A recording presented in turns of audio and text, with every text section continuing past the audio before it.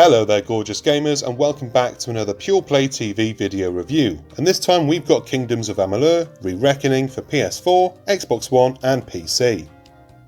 Kingdoms of Amalur Re-Reckoning starts by face planting directly into the mud. There's a 3-minute long opening cutscene that you can't skip, and it made me want to slam my face into the table. All it tells you are things that get said again by other characters in a far more natural way later on. It's a pointless and boring time waster that leads into another cutscene, but at least this one is more interesting. Your dead body, yes, dead, you start this game as a corpse, is being wheeled into the drop chutes for the Well of Souls.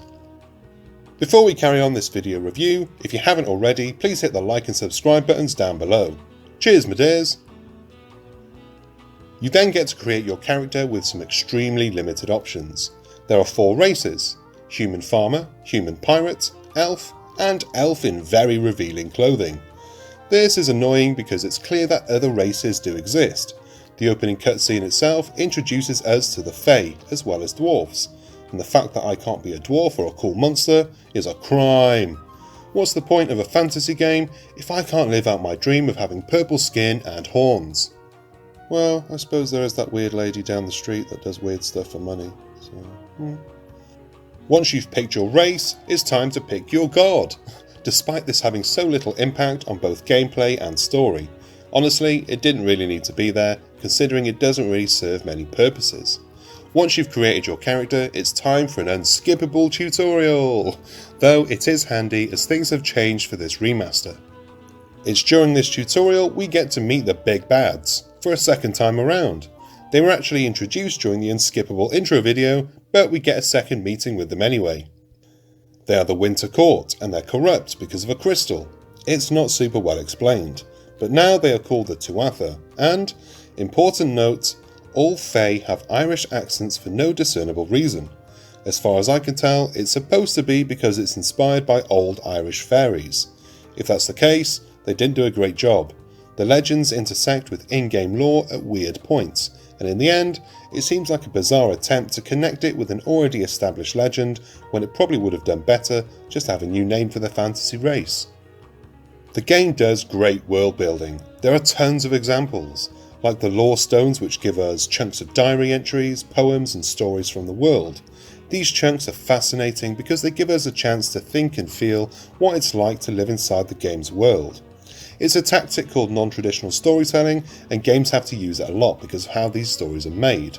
And while they absolutely aren't the best, and in fact I'd argue that this game could have had another go given that it's a remaster, they aren't the worst, not by far. The game does a great job at the world building most of the time. Other times though it doesn't, and it stands out like blisters on an otherwise blemish-free face. Once you're let loose in the world, the game improves massively. The characters are fun, and the combat is a mix of strategy and hacking and slashing. The combat is so fun and engaging that even just busting through a dungeon is great fun. Also, something that makes this game unique is that even the side quests that are clearly grinding to level you up don't actually feel like massive grinds. And one of the highlights for me is that there are different endings to quests. It seems like such a small thing, right? But so many games only aim to make it feel like there are different outcomes. Kingdoms of Amalur actually has them. A really good example of this is in the House of Ballad's questline. Near the end, you have what can be very loosely defined as a good and a bad option to make. I say loosely because frankly, they both have their ups and downs. In the end, I chose the bad option, and I still think it was the correct decision. The story itself is cliché, but it's so much fun to play that it's hard to care about its shortcomings.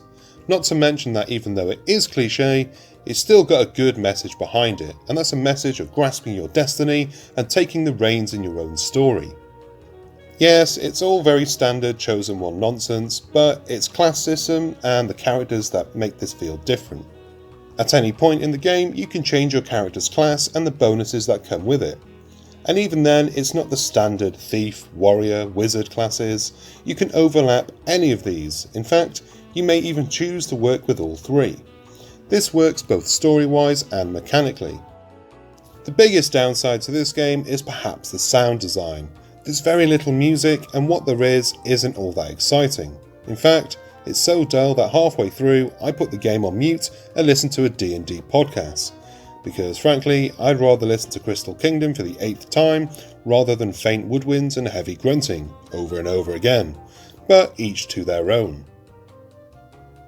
And that's your lot. I hope you enjoyed this video, and if you did, then do us a favour and hit the like and subscribe buttons down below to show your appreciation.